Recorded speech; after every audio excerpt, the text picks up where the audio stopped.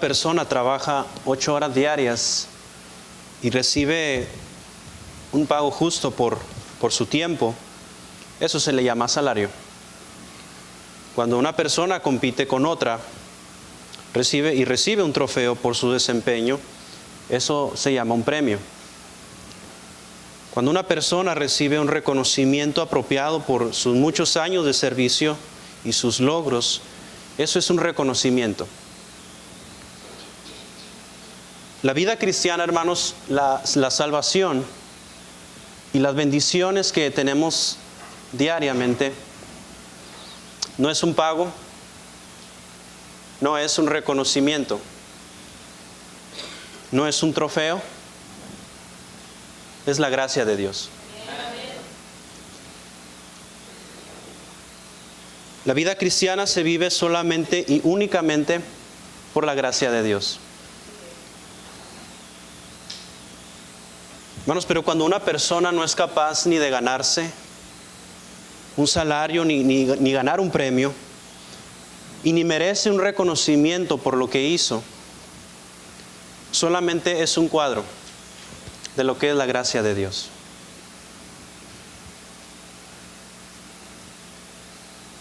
Hermano, la gracia de Dios es uno de los temas más debatidos en cuanto a las varias denominaciones. Entre ellas ponen como que la gracia de Dios es una licencia para pecar. Al cabo, sí que Dios ya perdonó mis pecados y estamos en el tiempo de la gracia. Inclusive este tema se estuvo viendo en asuntos contemporáneos el año pasado con el pastor, cuando estaba viendo el tema gracia, legalismo y ley, algo así se llamaba el tema, pero tocó el punto de la gracia de Dios. Pero hermanos, la gracia de Dios entonces es aquel acto de generosidad, de gran generosidad en favor de quien no merece absolutamente nada. Mientras nos acercamos nosotros más al carácter de Dios, al carácter santo, al carácter puro, mientras nos acercamos más a Él, y mientras yo me acerco más a Él y aprendo más, me doy cuenta de lo negro y oscuro que es mi pecado.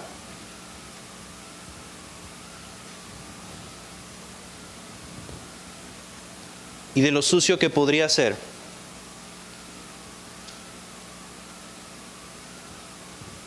Por lo cual, hermanos, la gracia de Dios nos guía a odiar lo que Él odia también. Vean lo que dijo el hermano Ezequiel Salazar. Ahí está en su pantalla. Todos, apartados de la gracia de Dios, somos capaces de lo peor. Bueno, la lectura que acabamos de leer nos sitúa en la iglesia que está en Corinto, y como ya sabemos nosotros, la iglesia en Corinto era una iglesia que estaba batallando con muchos problemas. Estaba batallando con casos de inmoralidad. Tomaban a la ligera la cena del Señor, se usaban los dones espirituales de manera incorrecta, especialmente el mal uso del don de lenguas, donde Pablo les da instrucciones cómo debe desarrollarse la interpretación de lenguas. Y termina él entonces el capítulo 14 con que toda nuestra vida debe ser hecha decentemente y con orden. Un versículo antes de nuestra lectura, ahí está el versículo 40. Pero hágase todo decentemente y con orden. Hermanos, y a pesar de que lo que fue en la iglesia en Corinto, la Biblia describe que era la iglesia de Dios. Si usted lee el primer versículo, los primeros versículos de esta epístola, dice: a la iglesia de Dios que está en Corinto.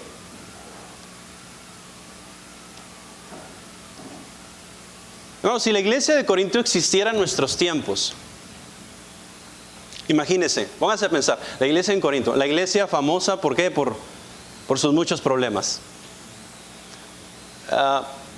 Si la iglesia existiera en nuestros días, es más, inclusive si existiera aquí, si estuviera situada aquí en Hermosillo, junto con las otras iglesias.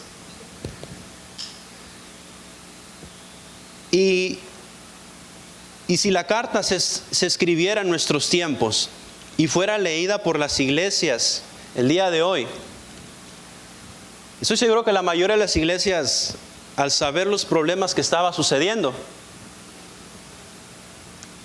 y entre hermanos se dirían, ¿te fijaste lo que dijeron de la iglesia de Corinto? La llamaron la iglesia de Dios, ¿tú crees? No, no lo puedo creer. ¿Pero cómo? Bola de pecadores, inmorales, que no saben tomar la cena del Señor dignamente. Creo que la mayoría actuaríamos así.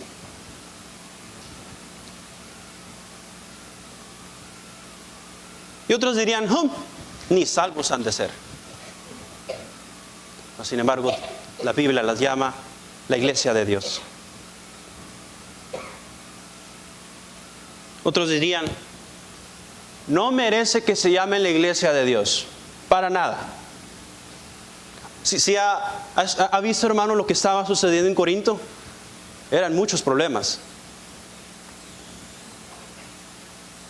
Entrando entonces, hermanos, al capítulo 15, Pablo comienza a escribir y a recordarles lo que en realidad sucedió de acuerdo a la resurrección.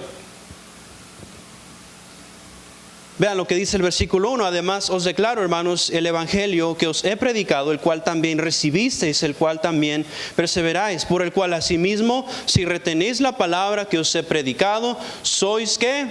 Sois salvos, sino que creéis en vano. Es lo que estaba mencionando el hermano Edgar esta mañana. Ese versículo, ese capítulo dice, porque primeramente os he enseñado lo que asimismo recibí.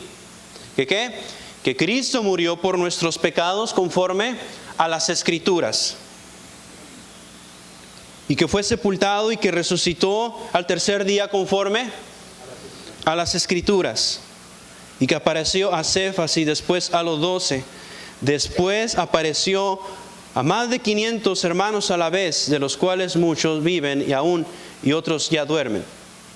Después apareció a Jacob, después a los 12, a todos los apóstoles, y al último de todos, como un abortivo, me apareció a mí.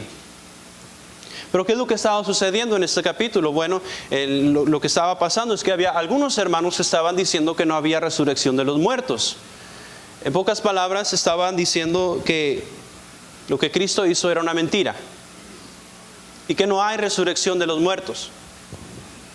Y Pablo entonces les exhorta a ellos y les empieza a explicar el resto del capítulo 15 de Primera de Corintios de una manera excelente de por qué va a haber una resurrección.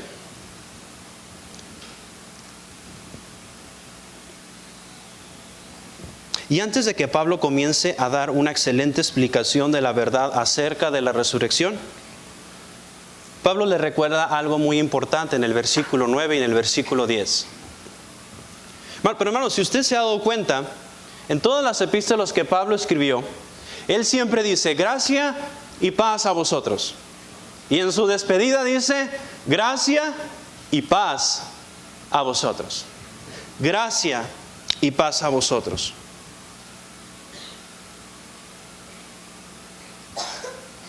Vean cómo comienza el versículo 9. Porque yo soy el más pequeño de los apóstoles, que no soy digno de ser llamado apóstol, porque perseguí a la iglesia de Dios. Pero por la gracia de Dios, soy lo que soy. Y su gracia no ha sido en vano para conmigo. Antes he trabajado más que todos ellos, pero no yo, sino la gracia de Dios. Hermanos, el ser humano por naturaleza, nosotros por naturaleza deducimos siempre lo que se merece a alguien y lo que no se merece.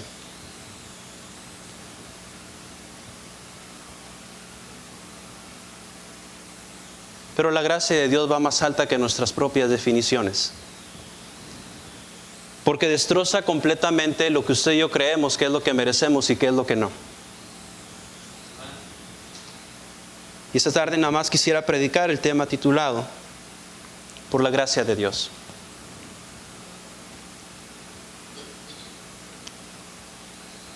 Quisiera comenzar diciendo, hermanos, su gracia nos da una identidad, número uno. Su gracia nos da una identidad. Vean lo que dice Pablo en el versículo 10. Pero por la gracia de Dios, ¿soy qué? soy lo que soy. Hermanos, entendiendo entonces que la gracia de Dios es el favor inmerecido de Dios, entendemos que primeramente su gracia nos da una identidad.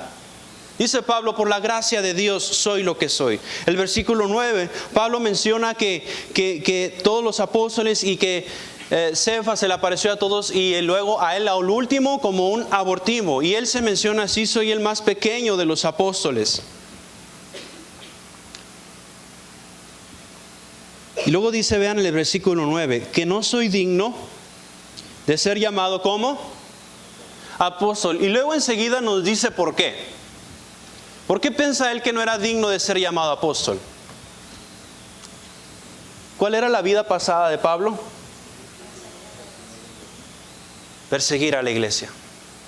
Perseguir a aquello en lo cual Dios, Cristo mismo, se entregó. Él echaba a la cárcel a los cristianos.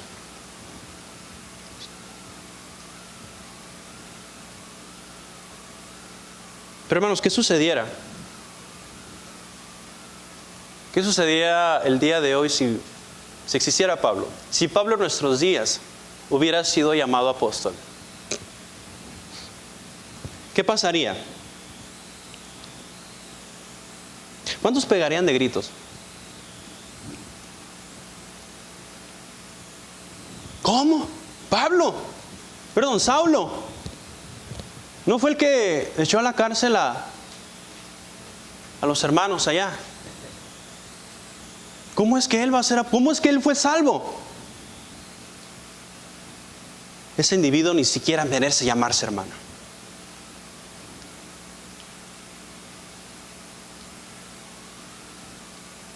Y es por eso que Pablo, reconociendo lo que él era, reconoce quién es ahora por la gracia de Dios. Hermanos, la gracia de Dios es maravillosa. Hermanos, nomás mire usted lo que es ahorita, lo que fue y lo que pudo haber sido si no fuera por la gracia de Dios.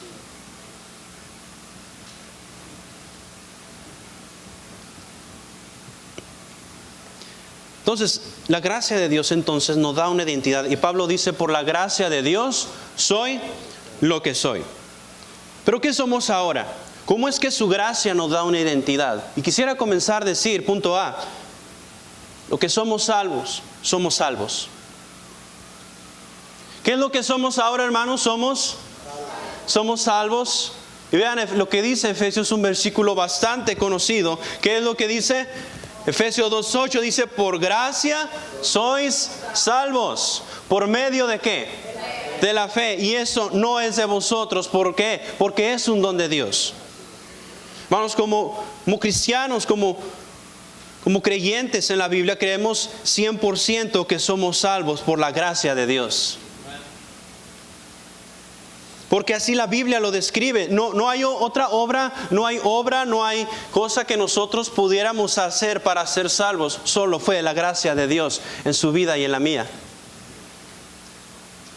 Y el mundo continúa pensando que sus obras, sus buenas intenciones, sus indulgencias son suficientes para tener lugar en el cielo. Pero Dios es claro cuando dice, por gracia sois salvos. Y no debe haber alguna duda en cuanto a esto. Esta semana, el día viernes, estuvimos los estudiantes y los maestros fuimos allá al Jardín Juárez a hablar a la gente de Cristo. Gracias a Dios, 8 personas tomaron decisión. Y me topé con una persona que yo le dije, ¿usted está seguro de ir al cielo? No. Ay, ¿por qué no está seguro? Pues mira, y me pidió la Biblia. Ay, ok, es una bonita Biblia, ¿sí? Y estaba buscando, y le digo, ¿qué versículo busca? Aquel que dice que no solamente por la fe y por las obras. Sí, Santiago 4. Le dije, ya lo buscó y mira lo que dice ahí. Sí, dice, somos la fe sin obras es muerta. Ya ve. Necesitamos obras. Sí, le dijo, sí entiendo lo que está diciendo. Pero usted entiende que le está hablando a los cristianos, Santiago. En ningún momento habla de salvación, Santiago. Y luego lo llevé al versículo de Efesios 8. Y se lo saqué, vea ese versículo. A ver.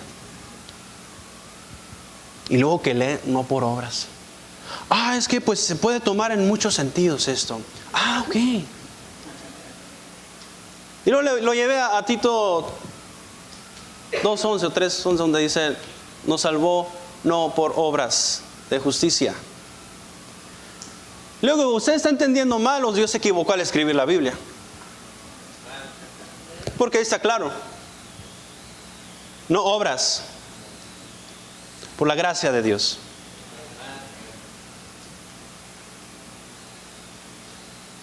Y el Señor pues ya no supo qué decir. Dijo, pues, mira, ¿sabes qué? Ando ocupado y ok, está bien, entiendo. Así vamos a llamarle.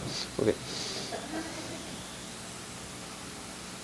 El mundo continúa pensando que sus obras todo lo va a llevar al cielo.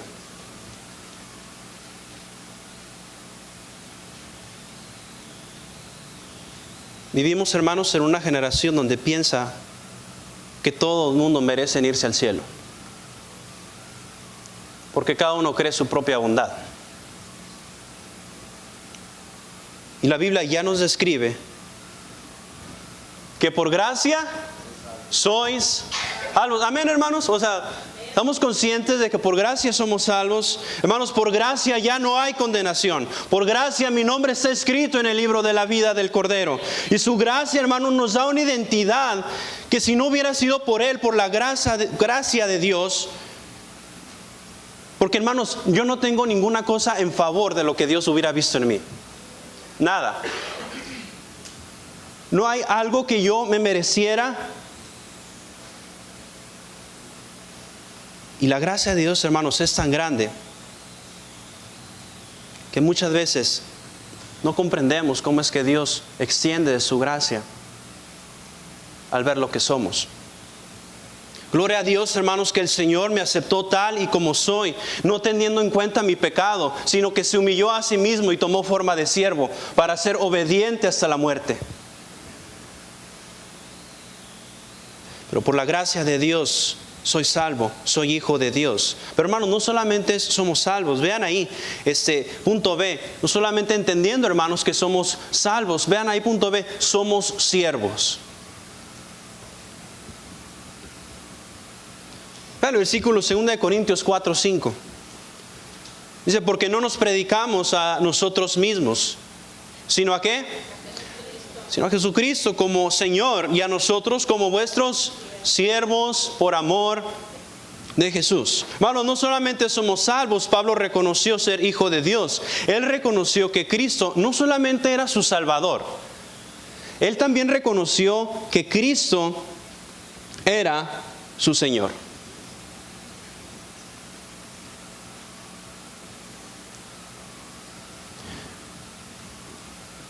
Muchos nos agrada el hecho de que Cristo es nuestro Salvador, y gloria a Dios que lo es.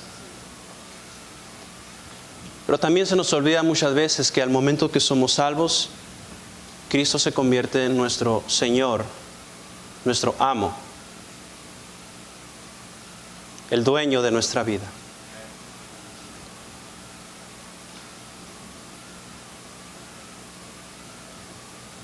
La Biblia nos dice que antes de que fuéramos salvos, nosotros éramos esclavos del pecado. Éramos esclavos del pecado. El pecado nos tenía atados, el pecado nos tenía encadenados, nuestro pecado nos condenaba al infierno. Pero ahora ya no somos esclavos.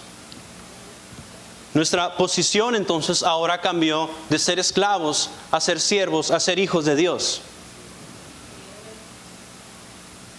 Hermanos, y todo el que piensa que ya que somos salvos podemos hacer todo lo que se nos plazca está tan errado. Y es que vivimos bajo la gracia. Noten este versículo. Noten aquí. Pero no nos predicamos a nosotros mismos, sino como a Jesucristo, ¿como qué? Como el Señor. Ahora, pon acá, Jesucristo es el Señor, ¿sí? Él es el dueño. Y nosotros somos siervos. Allá está el Señor, acá están los siervos. Antes de ser salvos, Aquí estaba el pecado, en lo cual representaba un dictador. Y el pecado nos tenía esclavizados y nosotros éramos esclavos del pecado. No teníamos ninguna libertad, sino solo hacer lo que el dictador dice. Pero ahora ya no es eso. Somos salvos. Ahora pasamos de ser esclavos a siervos, a ser hechos hijos de Dios. Nuestra relación antes éramos esclavos. Un esclavo, hermanos, no tiene libertades, solo hace lo que el dictador dice. No tiene ningún derecho ni privilegios. Pero ahora en Cristo, no es como que fuimos esclavos y ahora en Cristo, ahora tenemos libertad para hacer lo que se nos da la gana. No, somos hijos de Dios. Somos hijos de Dios. ¿Quién tiene hijos aquí? Levanta la mano. Vamos, sus hijos hacen todo lo que se le da la gana en su casa. ¿Verdad que no? Ahora, ¿eso quiere decir que usted es un dictador y que su hijo es su esclavo? Pues no. La relación cambia de padre e hijo, esclavo a dictador.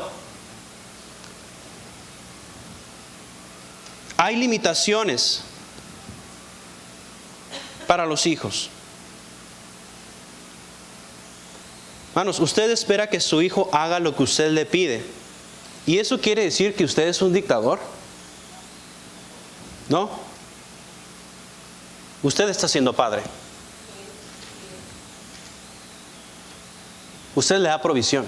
Usted le da guía. Usted le da privilegios. Pero hay limitaciones.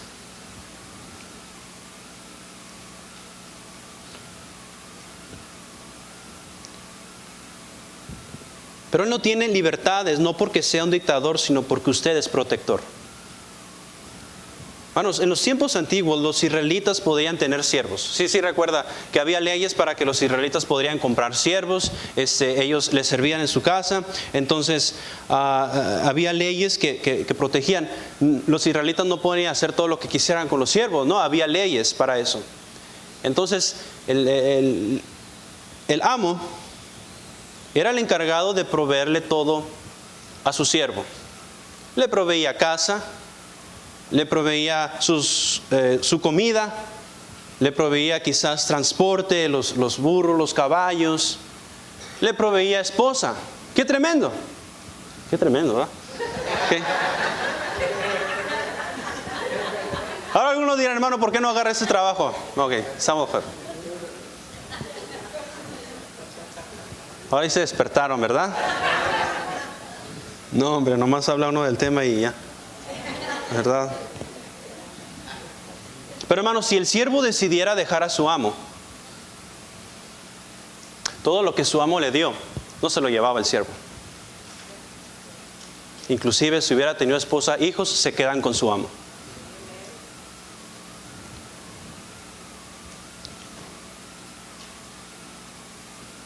Y cuando el siervo decidía quedarse para siempre con su amo, por amor a su amo, por amor a su esposa e hijos, él se tenía que horadar la oreja para identificarse que será siervo para siempre. Y Pablo tenía esto en mente cuando escribe, somos siervos de Cristo. Nada nos va a faltar, porque Él es el que se encarga de proveernos. Muchos quieren las bendiciones de Dios y no hacen lo que el Señor dice. Somos hijos, somos siervos y muchos piensan que cuando venimos a servir a la iglesia, piensan como que le están haciendo un favor a Dios. Que le están haciendo un favor a la iglesia. Hermanos, Dios no necesita de nosotros, ¿sí sabía eso? Usted y yo necesitamos de Dios. Porque es un privilegio servirle. Es un privilegio porque Él nos da de su gracia inmerecida.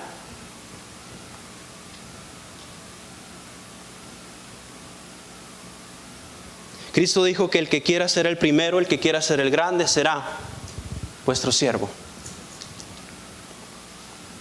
La Biblia dice que Él se humilló a sí mismo y tomó forma de siervo, haciéndose obediente hasta la muerte y en la muerte de cruz. Hermanos, ¿y cómo no voy a servirle cuando Él se humilló por mí? ¿Cómo no voy a servir a mi Dios cuando Él se entregó todo por mí? Cuando yo no merecía siendo lo que soy y Él me aceptó. Hermanos, ¿cuál favor le hago a Dios? Es un privilegio servir a Dios.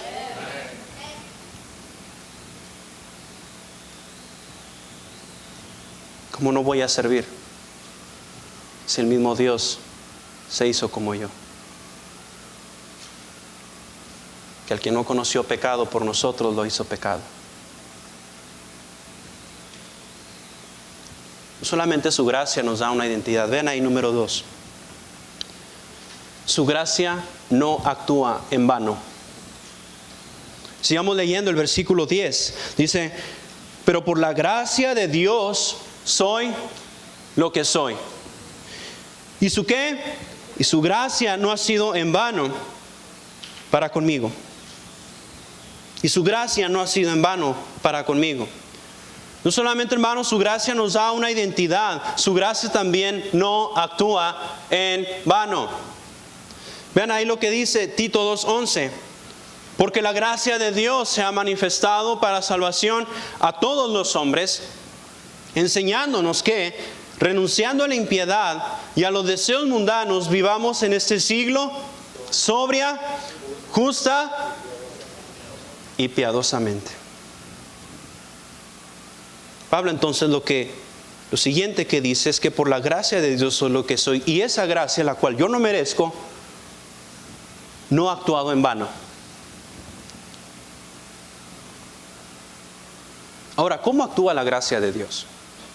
El versículo que acabamos de leer en Tito nos describe cómo actúa la gracia de Dios. Vean ahí otra vez el versículo, pero la gracia de Dios, chequen, la gracia de Dios se ha manifestado para salvación a todos los hombres. Ahora, esa gracia, ¿cómo actúa? Dice, enseñándonos. ¿Cómo actúa la gracia de Dios? Nos enseña. ¿Pero nos enseña a qué? A que renunciando a la impiedad y a los deseos mundanos. Hermanos, miren.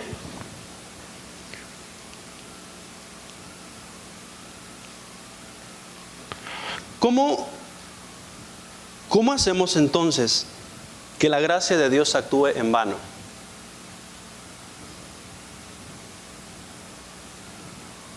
Cuando yo iba a la escuela, mis hermanos iban a la escuela y no hacíamos la tarea.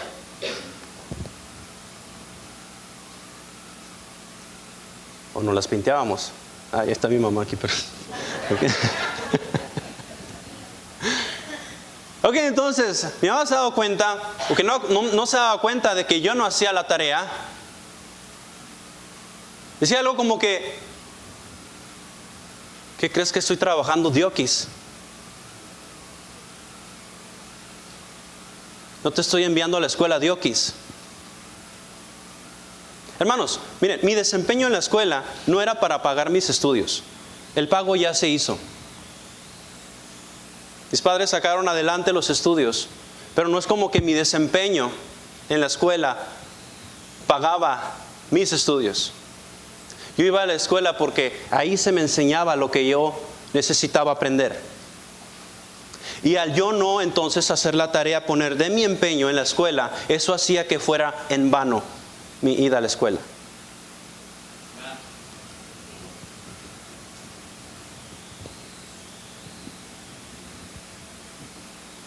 Cuando no ponemos en práctica lo que hemos aprendido por lo que se nos ha sido enseñado, es cuando hacemos en vano la gracia de Dios. Cuando usted y yo no ponemos en práctica lo que la Biblia ya nos dice, enseñándonos qué es lo que nos enseña la gracia de Dios, renunciando a toda impiedad y a los deseos mundanos, es ahí, hermano, cuando usted hace en vano la gracia de Dios.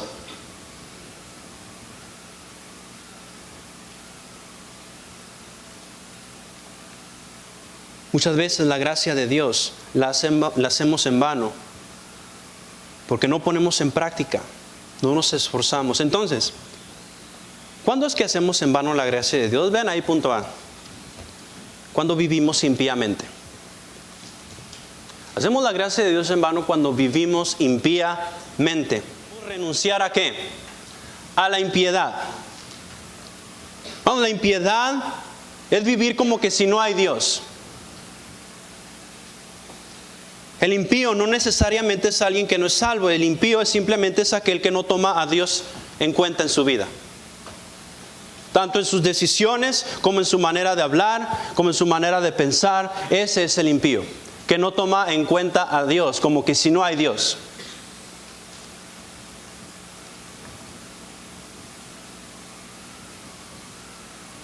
Proverbios nos dice, ahí están sus notas, fíjate de qué, de Jehová de todo tu corazón. ¿Y luego qué dice? No te apoyes tu propia prudencia. Y luego, eso es clave. Reconócelo. ¿En qué? Reconócelo nomás cuando voy a ir a la iglesia. Reconócelo nomás cuando ya no sabes ni qué hacer con tus problemas. Reconócelo en todos tus caminos.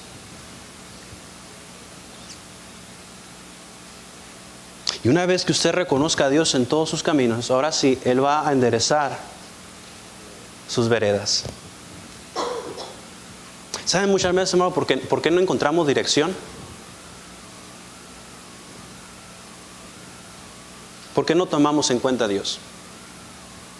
Tomamos decisiones a la ligera, nos regresamos queriendo pedir dirección sobre aquello en lo cual la Biblia ya nos dice. Amén. Tomamos por demás el consejo de la palabra de Dios, tomamos por demás el consejo del pastor y luego nos metemos en problemas y venimos avergonzados solo por el hecho de que sabíamos que estábamos mal. Y por no tomar en cuenta a Dios tomamos malas decisiones. Y no hay dirección en nuestra vida. Entonces, ¿cómo es que hacemos en vano la gracia de Dios cuando vivimos impíamente, cuando no tomamos en cuenta a Dios? Vean ahí punto B, cuando mis deseos se enfocan en el mundo. Cuando mis deseos se enfocan en el mundo. Decía el versículo, enseñándonos que renunciando a ¿qué? A la impiedad y a los ¿qué? Y a los deseos mundanos. La mañana nuestro hermano Edgar trató acerca con este tema sobre la santidad. Estuvo tremendo esta mañana. Yo no voy a añadirle más de lo que vimos, que fue una bendición. Pero si usted no vino en la mañana, se lo perdió, ¿ok? Así que no va a tener ni idea de lo que estamos hablando. ¿Ok? Es el día del Señor, hermanos. No es la mañanita del Señor, ¿ok? Ni la tardecita del Señor. Es el día del Señor. ¿Ok? Eso fue gratis. Y ahí en Santiago nos dice que nuestra amistad con el mundo, dice la Biblia, oh almas adúlteras, ¿no sabéis que nuestra amistad con el mundo es qué? Enemistad contra Dios. Cualquiera entonces que quiera ser amiguis del mundo, ok, porque ya no se usa amigos, es amiguis, ok. Quiere ser amigo del mundo, se constituye enemigo de Dios.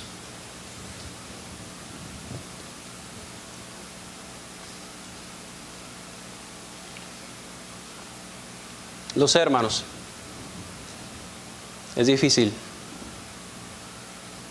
Es difícil no pertenecer a un lugar del cual estamos toda nuestra vida. Pero hermanos, la Biblia nos dice que somos peregrinos en este mundo. Nuestra ciudadanía, su hogar, ya no es este mundo. Nos espera una morada celeste. Pero hermanos, ¿cuáles son los deseos del mundo? La Biblia nos dice todo lo que hay en el mundo, los deseos de la carne, los deseos de los ojos y la vanagloria de la vida no provienen del Padre, sino del mundo. Y aclara que no provienen del Padre, ¿por qué? Porque tendemos a espiritualizar todo nuestro pecado siempre.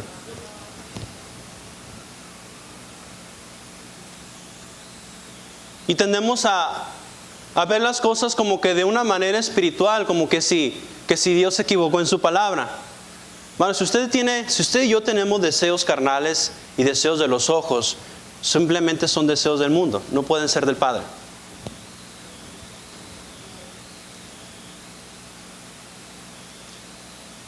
Cuando yo me enfoco y me preocupo por lo material y no pongo mi mirada en la fe en Cristo, estoy poniendo mi enfoque en este mundo. Porque en lugar de pedir y orar, que a propósito estamos teniendo esta serie que ha sido de bendición, modo avión, y Dios nos ha hablado. Y si pedimos alguna cosa conforme a su voluntad, Él nos va a oír. Los deseos de la carne, los deseos de los ojos y la vanagloria de la vida no provienen del Padre, sino del mundo. No por nada nos dice la Biblia que la gracia de Dios nos enseña entonces a renunciar, a alejarnos de la impiedad y los ¿qué? Los deseos mundanos. Y estamos muchas veces, ay, gracias a Dios y la gracia de Dios estoy aquí. Y todavía tienen los mismos deseos mundanos. Todavía seguimos batallando. Todavía seguimos batallando con música mundana. Todavía seguimos batallando con cosas que en el mundo las hacíamos. Pero es como que si la gracia de Dios que usted y yo no mereciéramos está en vano cuando usted se deleita en escuchar alguna música que no glorifica a Dios. Usted se deleita en ver cosas que no debería de ver. Cuando tenemos actitudes que no son de acuerdo a un cristiano. Hermanos, la gracia de Dios no es licencia para pecar. La gracia de Dios es la guía para vivir de una manera sobria, justa y piadosamente. Es la guía que nosotros necesitamos. Entonces, no solamente la gracia de Dios nos da una identidad, la gracia de Dios no actúa en vano. Y quisiera terminar número 3. Su gracia emplea en nuestros logros.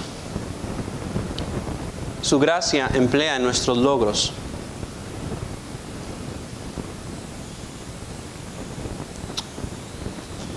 Continuamos el versículo. Por la gracia de Dios soy lo que soy y su gracia no ha sido en vano para conmigo. Luego que dice, antes he trabajado más que todos ellos, pero no yo, sino que la gracia de Dios. Hermanos, conocemos todo lo que hizo el apóstol Pablo. El instituto llevaba una materia que se llama la vida de Pablo y todo lo que Pablo hizo en su vida, ya que fue salvo, fue tremendo. Esa es la Biblia que lo llenó todo con el Evangelio. Recorrió Asia, fundó varias iglesias, entre ellas las cuales tenemos registro en las cartas que tenemos en la palabra de Dios. Hermanos, y la verdad es que miren, la verdad Pablo no exagera al decir que él había trabajado más que aquellos que habían sido llamados apóstoles. Había trabajado bastante. Pero luego el Pablo reconoce, pero no yo, sino que la gracia de Dios.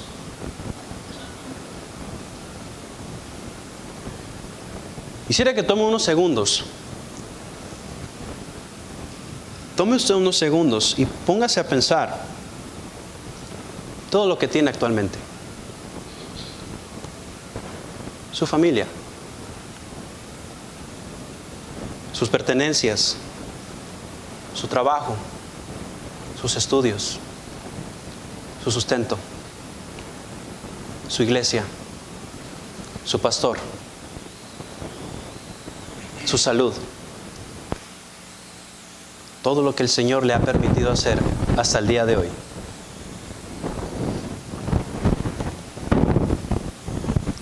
Las victorias que en años anteriores tuvo ante los problemas. Aquella vez donde usted pensaba que no lo iba a hacer y de repente entra el Señor. Cuando pensó que todo se acababa ahí, y viene el Señor y le extiende de su gracia.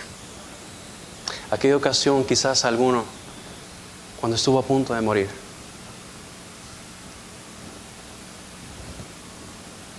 No sé cuántos saben un testimonio que tuve hace años. Estaba yo bien grave.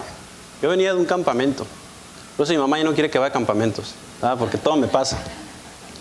No, regresando al campamento, algo sucedió en mi cuerpo, una bacteria, lo cual me quedó en coma. Estuve a punto de morir. Mi mamá me cuenta porque pues yo no me di cuenta de nada, estaba en coma, estaba dormido, me entubaron. Y ella me dice ya después que desperté, cuando yo dormí fue como que si hubiera pasado una noche, ¿no?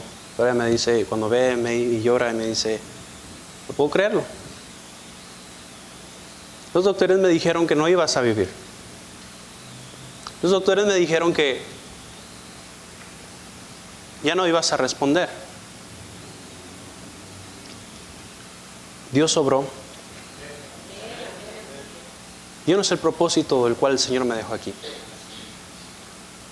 Un día lo voy a saber. Pero hermano, cuando suceden estas cosas, y a pesar de lo que Dios ha sido bueno con nosotros, y todavía nos atrevemos a hacer en vano la gracia de Dios, todos nosotros tenemos actitudes, y todavía me pongo a pensar, después de eso todavía cometí un chorro de tonterías, y todavía el Señor me tiene aquí. Porque es su gracia.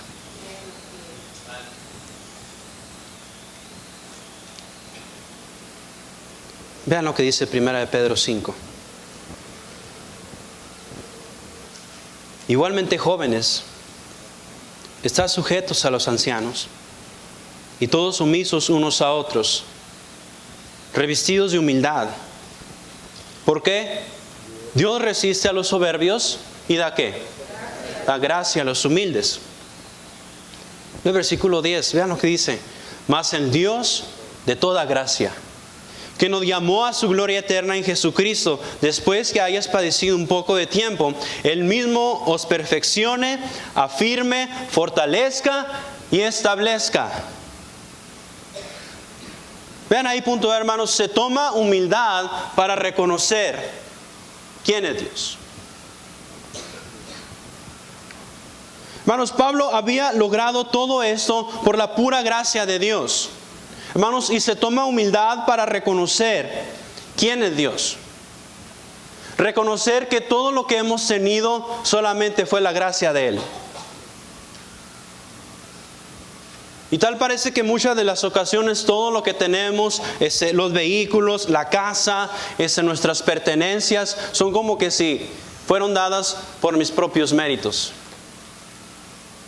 La Biblia es clara cuando dice toda buena dádiva y todo un perfecto desciende de lo alto.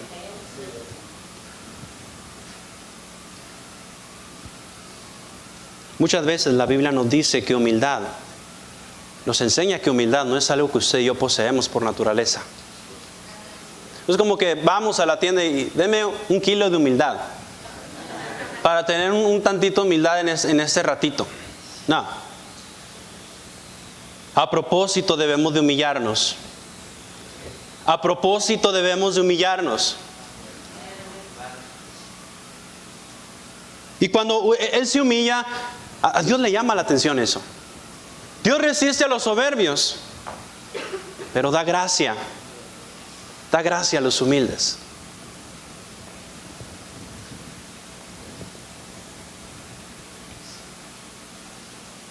Tanta es la gracia de Dios que muchas veces mis tonterías que muchas veces cometo las convierte en bendiciones después. Y que mis errores más adelante Dios los convierte en bendición solo por la gracia de Él.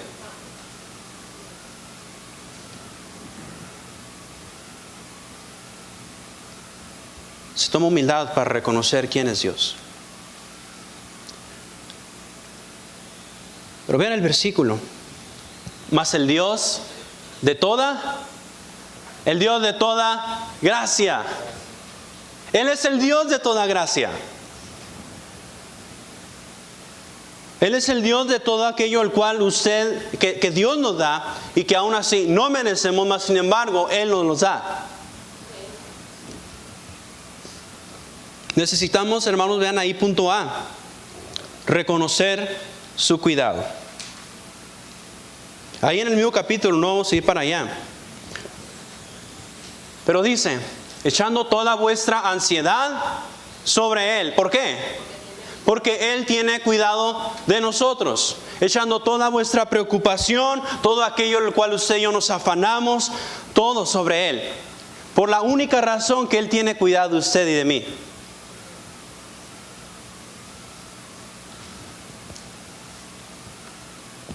Lo que muchas veces vemos, tantos cristianos deprimidos por cosas tan insignificantes.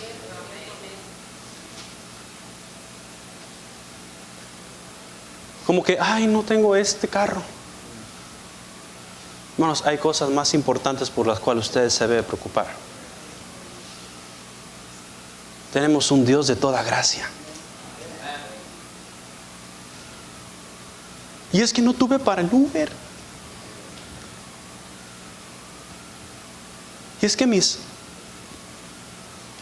padres no me dejan hacer lo que yo quiero.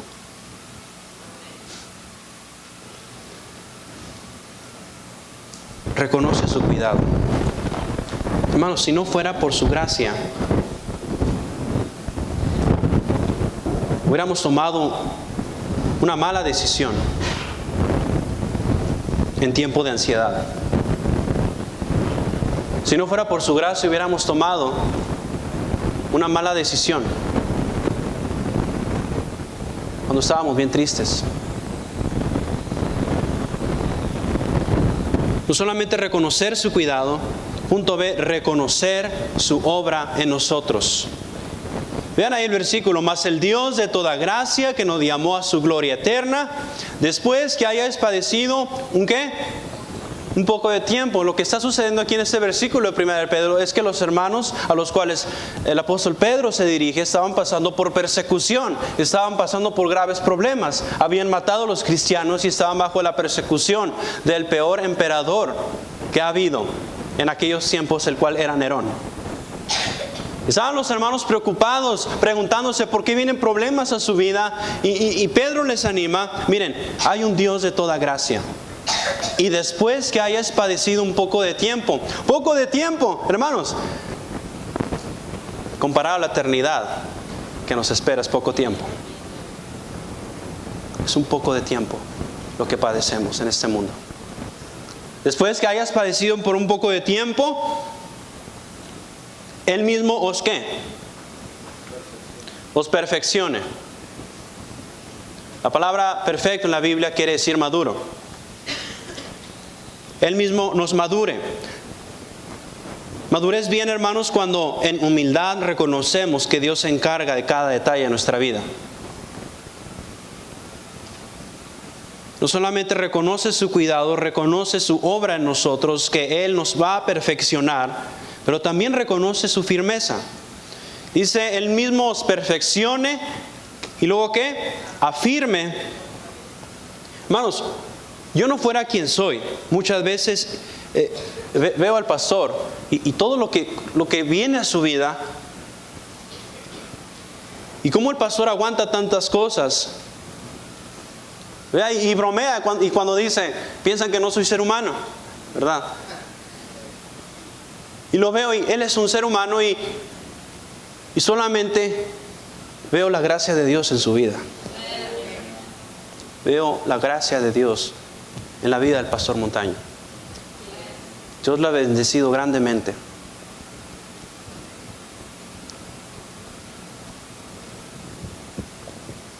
Porque si no fuera por la gracia de Dios, si no fuera por la gracia de Dios en su vida y en la mía, caeríamos de nuestra firmeza.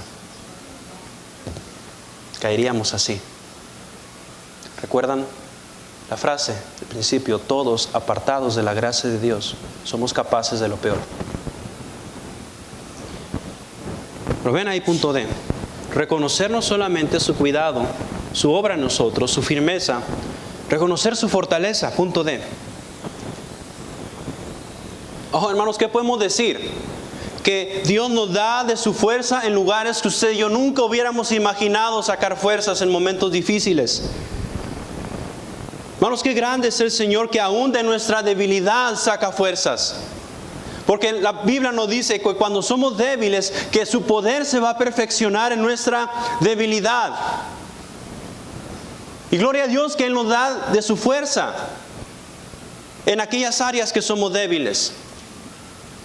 Y cuando pensamos que ya no podemos con algo, Él extiende su gracia y nos dice: yo estoy contigo. No temas, porque yo estoy contigo. Y por último, no solamente reconocer su cuidado, su obra en nosotros, su firmeza, su fortaleza. Reconocer, punto es, su estabilidad. Él mismo os afirme, os perfeccione, afirme, fortalezca y establezca. Gracias a Dios y por su gracia, que cuando nos sentimos desorientados, cuando no haya la salida de dificultades, Él trae estabilidad a mi vida. Él trae una estabilidad a mi vida de la cual no hubiera podido hacer si no fuera por su gracia. Hermanos, todo es por la gracia de Dios. Todo lo bueno que yo pudiera hacer y todo lo bueno que yo haría. Y ahorita se cantó ese himno, solo gracia y Él. Y la letra menciona cada ser que ganaré, cada vez que voy a servir, cada vez que voy a enseñar, solo es su gracia. Solo es su gracia. Vamos a orar.